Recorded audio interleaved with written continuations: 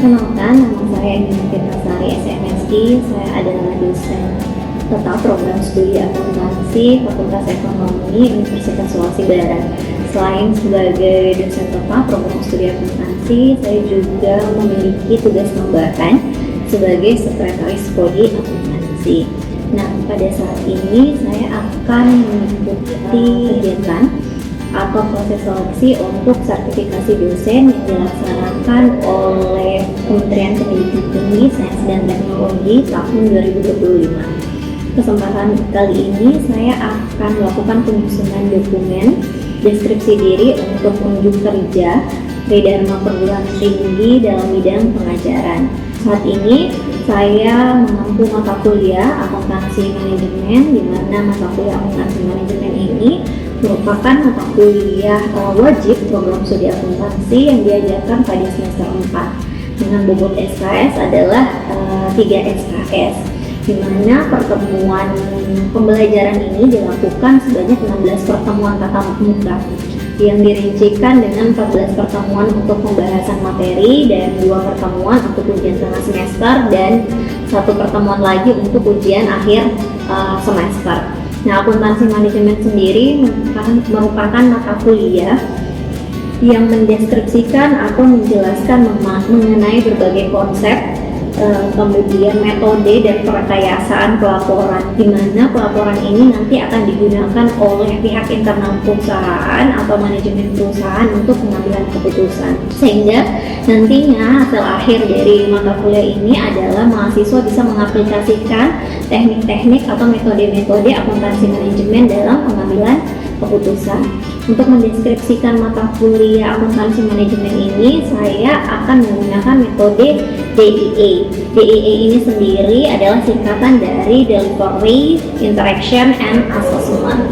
Nah, aspek delivery sendiri menjelaskan bagaimana saya memberikan pemaparan atau menyampaikan materi pembelajaran kepada mahasiswa, di mana saya menggunakan 2 metode dalam perkuliahan ini. Pertama, yaitu adalah ceramah interaktif, kemudian yang kedua itu dengan cara studi kasus, di mana ceramah interaktif ini saya lakukan dengan cara saya menjelaskan beberapa topik pembahasan materi perkuliahan, kemudian dilanjutkan dengan studi kasus, di mana mahasiswa nanti akan diberikan soal studi kasus, kemudian mereka akan memecahkannya dalam bentuk kelompok ataupun secara mandiri. Kemudian untuk capaian pembelajaran mata kuliah untuk akuntansi manajemen sendiri ada 4, di mana pertama itu mahasiswa mampu untuk mengidentifikasi terkait dengan konsep dasar akuntansi manajemen. Kemudian yang kedua itu adalah mahasiswa mampu untuk mengaplikasikan teknik-teknik analisis biaya dan perilaku biaya. Kemudian yang ketiga itu mahasiswa mampu untuk mengimplementasikan penyusunan anggaran. Kemudian yang keempat itu adalah mahasiswa mampu untuk mengaplikasikan metode atau teknik-teknik perhitungan akuntansi manajemen lainnya, di mana dalam proses penyampaian pembelajaran ini saya menggunakan 3 media pembelajaran. Yang pertama itu adalah PowerPoint, yang kedua itu adalah soal studi kasus, kemudian yang ketiga itu adalah dengan menggunakan artikel ilmiah yang sudah dipublikasikan oleh dosen-dosen program studi akuntansi. Adapun materi pembelajaran itu yang pertama adalah terkait dengan dasar-dasar atau konsep dasar dari akuntansi manajemen, di mana materi ini akan dibahas dalam 3 pertemuan. Kemudian terkait dengan teknik-teknik analisis biaya dan perilaku biaya, di mana ini akan dibahas di pertemuan 4 sampai dengan pertemuan ke-7. Kemudian ada materi anggaran dan penganggaran yang akan dibahas pada pertemuan 9 sampai dengan pertemuan 11. Kemudian metode atau teknik-teknik perhitungan akuntansi manajemen lainnya untuk pelaporan internal itu akan dibahas di pertemuan 12 sampai dengan 15, di mana untuk materi ini dia dibagi lagi menjadi 4 materi pembelajaran. Yang pertama itu terkait dengan target costing, kemudian kedua pusat pertanggungjawaban, yang ketiga itu perilaku biaya, dan keempat itu adalah konsep balance scorecard. Nah, selanjutnya kita masuk ke aspek interaction, Nah, interaction sendiri ini menjelaskan bagaimana saya berinteraksi secara aktif dengan mahasiswa dalam proses pembelajaran. Nah, tadi karena kita menggunakan dua metode pembelajaran, itu adalah dengan cara ceramah, kemudian dengan studi kasus, maka interaksinya itu juga terbagi menjadi dua. Pertama, yaitu bagaimana mahasiswa aktif dalam bertanya dan menjawab pertanyaan yang saya berikan, kemudian bagaimana mahasiswa secara aktif berdiskusi secara berkelompok untuk menyelesaikan studi kasus yang diberikan, kemudian bagaimana mereka memaparkannya kembali dan membahasnya kepada teman-teman yang ada dalam satu kelas mereka. Nah, kemudian untuk referensi utama yang digunakan dalam mata kuliah akuntansi manajemen ini itu ada 3, yaitu yang pertama adalah buku akuntansi manajerial, itu dari Hansen Mowan, kemudian buku akuntansi manajemen dasar-dasar konsep biaya dan pengambilan keputusan, itu dari Kamarudin. Kemudian yang ketiga, akuntansi manajemen informasi untuk pengambilan keputusan strategis, itu dari Rudianto. Kemudian yang keempat sebagai tambahan, referensi tambahan itu adalah artikel ilmiah.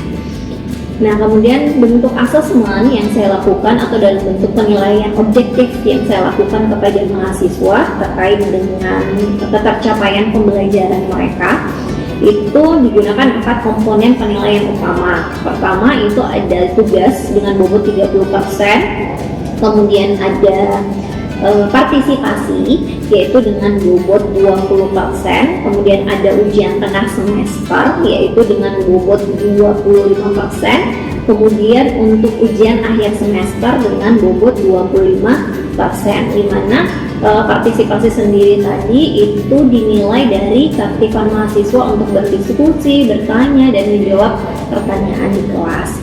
Nah, kemudian penilaian yang saya lakukan itu mengacu pada beberapa indikator, di mana indikatornya itu terkait dengan ketepatan dan penguasaan materi, kemudian partisipasi aktif, kemudian kemampuan analisis terhadap studi kasus. Nah, kemudian untuk melakukan penilaian, saya juga berpatokan kepada rubrik penilaian yang sudah dibuat sebelumnya, di mana rubrik ini telah diperlihatkan kepada mahasiswa dan hasilnya akan diolah berdasarkan dengan bobot-bobot penilaian yang sebelumnya saya jelaskan di atas. Nah, kemudian nilai mahasiswa akan dilihat pada akhir proses pembelajaran. Nah, kemudian terkait dengan hasil evaluasi tersebut, biasanya mahasiswa akan memberikan umpan balik terkait dengan penilaian yang telah saya berikan. Nah, sekian terkait dengan deskripsi diri saya untuk unjuk kerja pada bidang Tridharma Perguruan Tinggi di bidang pengajaran. Semoga video ini dapat digunakan sebagai salah satu syarat penyusunan dokumen pernyataan diri dosen dalam unjuk kerja PDD UKT PT. Kemudian selamat menikmati atau selamat menyaksikan video saya terkait dengan proses pembelajaran mata kuliah akuntansi manajemen. Semoga dapat menjadi pertimbangan baik dalam proses pengajuan sertifikasi dosen. Terima kasih. Wabillahi taufiq wal hidayah. Assalamualaikum warahmatullahi wabarakatuh. Oke, assalamualaikum warahmatullahi wabarakatuh. Waalaikumsalam warahmatullahi wabarakatuh. Oke, sekarang kita masuk di mata kuliah akuntansi manajemen ya untuk pertemuan yang kedua. Hari ini kita akan bahas terkait dengan activity cost behavior atau perilaku daya aktivitas. Tapi sebelum kita masuk ke materinya, saya absen dulu ya. Saya absen dulu. Jadi silahkan nanti dibuka kembali siarannya. Kemudian absensi untuk pertemuan kedua. Untuk pertemuan kedua di absensi. Nah, sebelum kita masuk ke materi kita bersama-sama berdoa dulu ya. Oke, kita berdoa sesuai dengan keyakinannya masing-masing. Doa dimulai.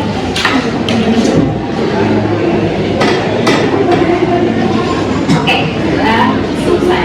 Oke, sekarang kita masuk ke materi hari ini, yaitu activity cost behavior atau perilaku biaya aktivitas. Oke, sebelum kita masuk ke materinya, saya mereview kembali materi di minggu lalu, minggu pertama. Nah, minggu kemarin kita belajar terkait dengan kegiatan dan peran akuntansi manajemen. Nah, masih ada yang ingat apa saja yang dibahas atau salah satunya saja apa yang dibahas di sejarah dan peran akuntansi manajemen. Masih ada yang ingat? Nih kalau malu-malu berarti saya nih harus bertanya. Nah, salah satu yang kemarin kita pelajari di akuntansi sejarah dan peran dari akuntansi manajemen itu adalah perbedaan antara akuntansi keuangan dengan akuntansi manajemen. Oke, ada yang bisa satu orang menjelaskan perbedaan antara akuntansi keuangan, bedanya akuntansi keuangan dengan akuntansi manajemen? Salah satu perbedaan itu di pemakaian informasi. Di akun itu bisa terang, sedangkan akuntansi keuangan itu eksternal. Oke, jadi saya rasa sudah paham ya terkait dengan apa sih bedanya atau apa sih perannya, apa sih sejarahnya. Kalau masih lupa-lupa nanti dibaca lagi kembali, minggu depan kita review lagi kembali. Oke, sekarang kita masuk ke materi kita hari ini terkait dengan activity cost behavior. Jadi kalau kita membahas terkait dengan activity cost behavior, berarti yang kita bahas itu adalah biaya. Nah, kemarin nih, seingat saya, nah kemarin ini kita sudah belajar terkait dengan apa sih itu biaya, ya kan? Ada dua, dia pernah kita kenal dua, ada yang disebut sebagai biaya, ada yang disebut sebagai beban. Nah, itu kan kalau kita belajar akuntansi manajemen harus bisa dong dulu dibedakan apa itu biaya, apa itu beban. Nah, masih ada yang ingat beban itu apa? Beban itu apa? Biaya. Biaya ya yang dikeluarkan oleh perusahaan. Terus kalau biaya apa dong? Biaya kalau kemarin bilang adalah biaya itu tergolong aset lancar. Kemudian kalau dia beban, sama tidak biaya dengan beban? Beda, biaya dan beban itu berbeda. Bedanya di mana? Kalau tadi kemarin bilang bahwa kalau dia adalah biaya, dia disajikan di neraca aset lancar. Kalau beban, kalau dia berbeda, dia di mana? Di laporan laba. Oke, dia di laporan laba rugi. Sekarang, secara posisinya kalian sudah paham apa perbedaan antara biaya dengan beban. Nah, sekarang kenapa sih itu suatu aset, suatu akun itu disajikan biaya itu dia disajikan di neraca. Kemudian beban itu dia disajikan di laba rugi.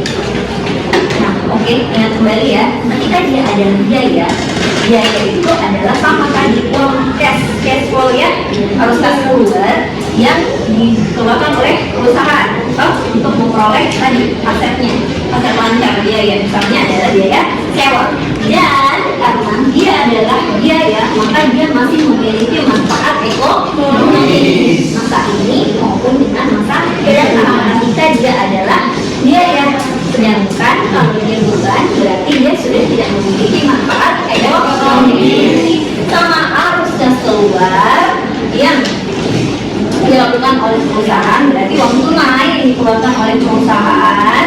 Nah, tetapi dia sudah tidak memiliki manfaat ekonomi ketika dia adalah beban. Sedangkan biaya masih ada manfaat ekonomi.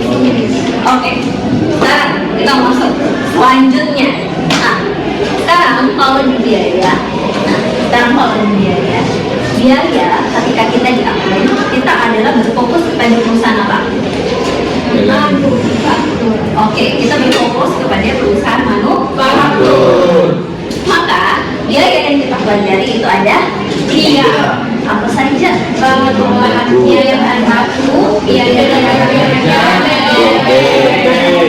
ada tiga, ada biaya bahan baku, biaya tenaga kerja langsung, dan BOP. Nah, sekarang nih kita lihat pertanyaannya. Di sini kita punya pertanyaan. Nah, jika pada tahun 2014 produksinya adalah 10.000 unit dan jika tahun 2015 ada 20.000 unit yang diproduksi, apakah kita dapat simpulkan bahwa biaya juga akan meningkat dua kali lipat ya, dari 10.000 menjadi 20.000. Nah, sekarang tadi ada biaya ketika produksi, biaya produksi itu ada tiga ya, BBB, BTKL, dan BOP. Nah, ketika saya memproduksi 20.000 dari 10.000 menjadi 20.000, apakah biaya itu juga ikut meningkat? Secara awam, ketika saya jadi ditanya, Ibu kalau memproduksi di 10.000 produk tahun 2014, kemudian 2015 memproduksi lagi sebanyak 20.000, ya berapa biaya yang kita keluarkan, naik atau turun? Saya sebagai orang awam pasti akan bilang bahwa naik. Kenapa? Karena pasti otomatis makin banyak yang saya produksi akan semakin banyak biaya yang saya keluarkan. Nah, sekarang kalau kita bahas ya penelitian terkait biayanya, maka di sini tertulis bahwa tidak selamanya bahwa ketika saya memproduksi dari 10.000 menjadi 20.000 atau 2 kali lipatnya, biaya ikut meningkat sebanyak 2 kali lipat. Biaya produksi akan naik, tapi belum tentu kenaikan biaya produksi itu sebanyak dengan produk yang dihasilkan. Nah, kenapa? Karena kita lihat bahwa ternyata di biaya produksi itu yang 3 tadi ini, BBB, BTKL, dan BOP, itu ternyata bisa lagi dibagi menjadi 2. Ada yang disebut sebagai biaya variabel, ada yang disebut sebagai biaya tetap. Oke, sekarang sudah baca buku toh?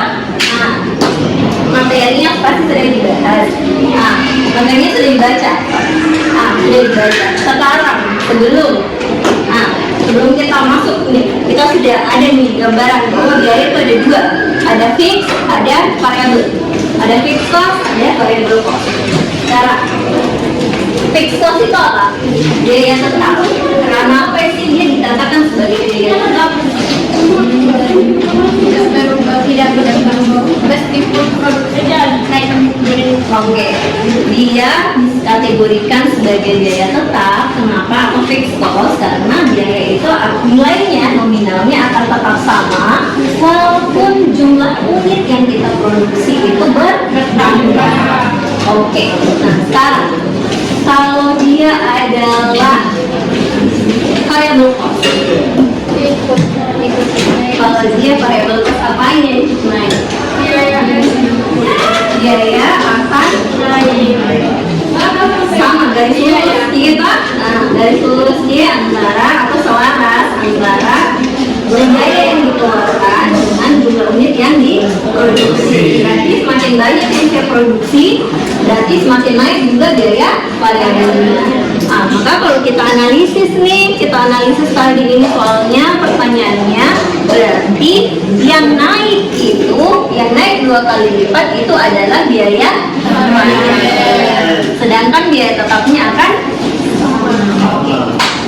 sampai sini bisa dipahami atau ada yang mau ditanyakan sampai sini? Ini tadi ya terkait dengan perilaku biaya. Kalau dia secara definisi perilaku biaya itu adalah mendeskripsikan apakah biaya berubah seiring dengan perubahan keluaran. Yang tadi itu dia terbagi menjadi 2, ada variable cost, ada fixed cost. Nah, nanti kita lihat bahwa ternyata bukan hanya 2 loh.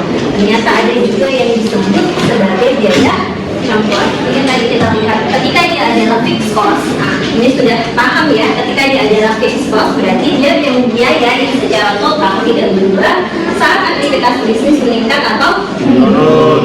Nah, oke. Contohnya apa? Contohnya di sini ada. Contohnya adalah beban depresiasi, beban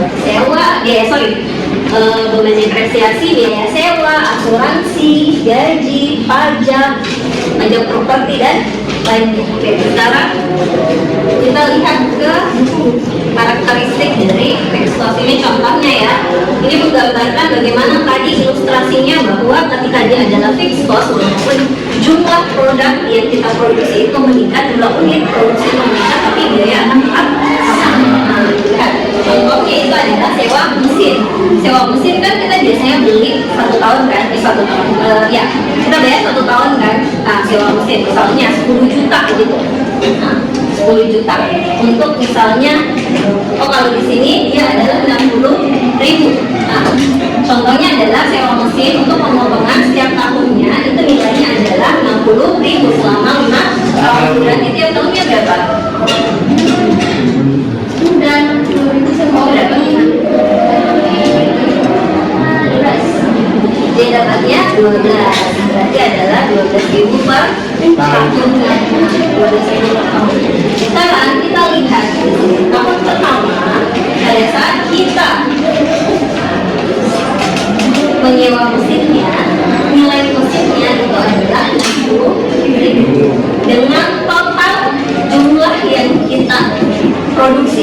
atau kita potong, jadi dia kayak mesin gergaji gitu. Nah, jadi dia mesin gergaji dengan total jumlah potongan itu 0, maka cost per unitnya adalah dibagi ya, jumlah unit yang dihasilkan dibagi dengan sewa mesinnya. Nah, dapatnya adalah 0. Nah, berbeda dengan ini, sewa mesinnya itu adalah 60.000, sedangkan total potongannya itu 60.000, maka dia cost per unitnya adalah 1. Nah, perhatikan baik-baik, sewa mesin itu tetap sama walaupun total potongannya itu berbeda. Oke, total biaya kosnya akan tetap sama, tapi jumlah potongannya itu berbeda, semakin naik ya. Nah, semakin naik. Nah, sekarang perhatikan baik-baik, secara sewa mesinnya itu akan tetap sama sebesar $60.000. Oke, sebesar $60.000 untuk jumlah potongan berapapun, jumlah potongan kayu apapun itu akan tetap sama. Tetapi untuk biaya per unit, oke, tetap berubah. Oke, dia tetap berbeda ya. Nah, tetap berbeda. Kenapa bisa berbeda? Karena jumlah unitnya. Nah, karena dibagi antara berapa biaya sewa dibagi dengan jumlah potongannya.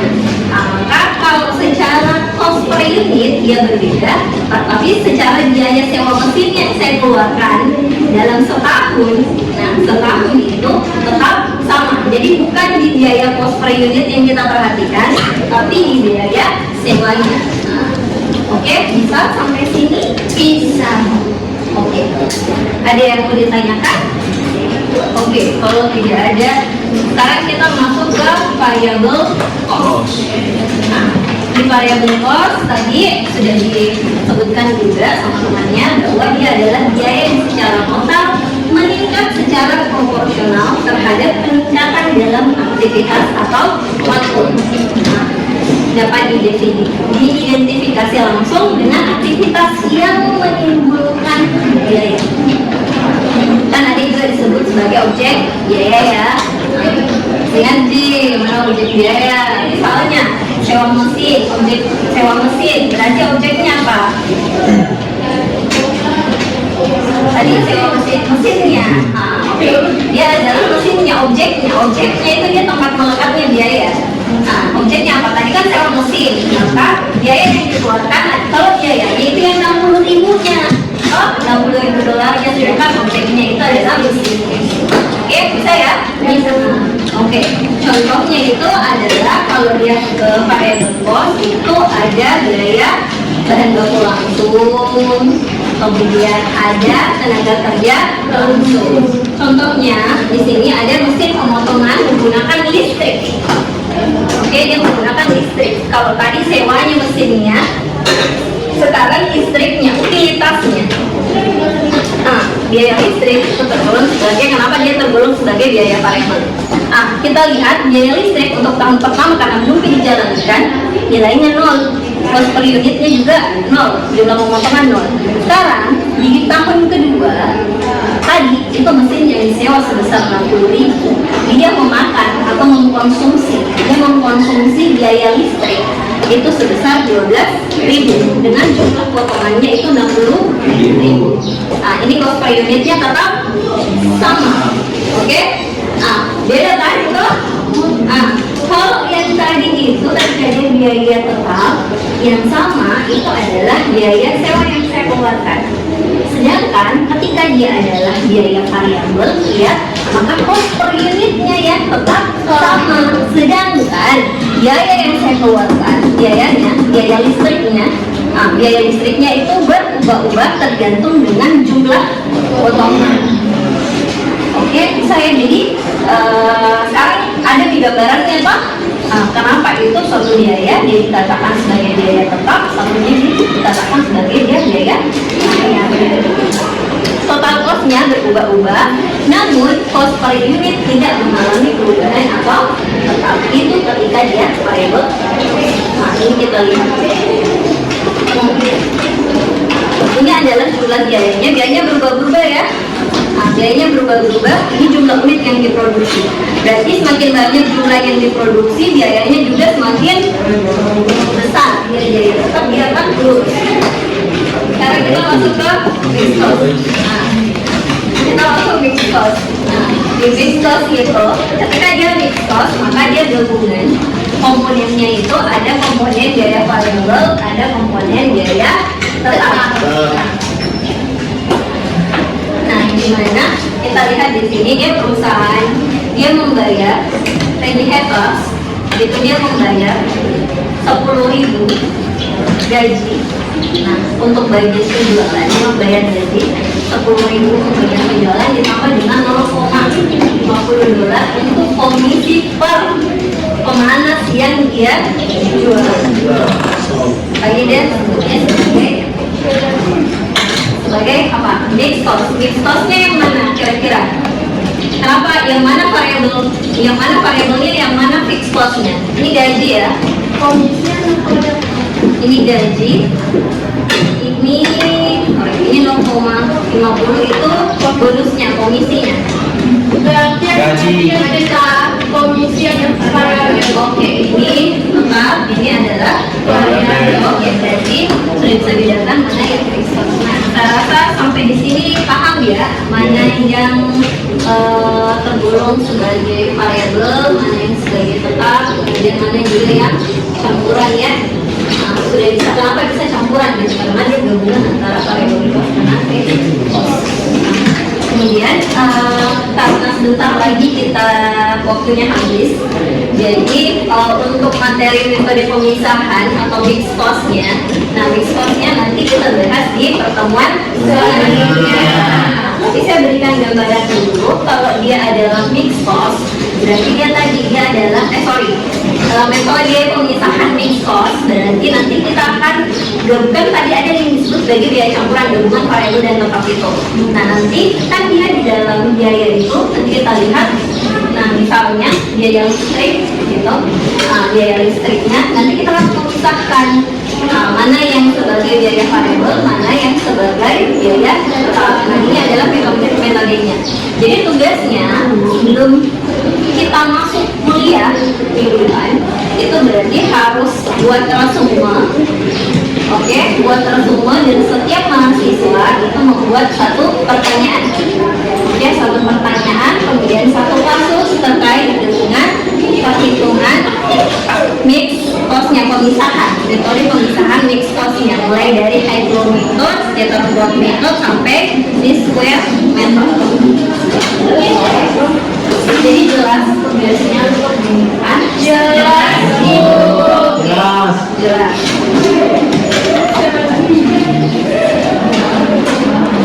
Oke, kalau begitu untuk pertemuan hari ini kita akhiri. Kemudian saya memberikan kuis itu bisa dikerjakan 15 menit setelah selesai dari perkuliahan ini. Nanti dibuka di Google Classroom-nya, kuisnya. Nanti di situ akan tertulis, kita harus membedakan, kalian harus mengklasifikasikan mana yang tergolong sebagai fixed cost, variable cost, dan fixed cost. Nah, nanti nilai itu yang menjadi ukuran saya bahwa kalian sudah memenuhi materi hari ini. Oke, kalau begitu semua tugas kuis itu sudah jelas atau ada yang kurang dipahami? Semuanya sudah jelas. Kalau sudah jelas, berarti saya akhiri perkuliahan hari ini. Terima kasih atas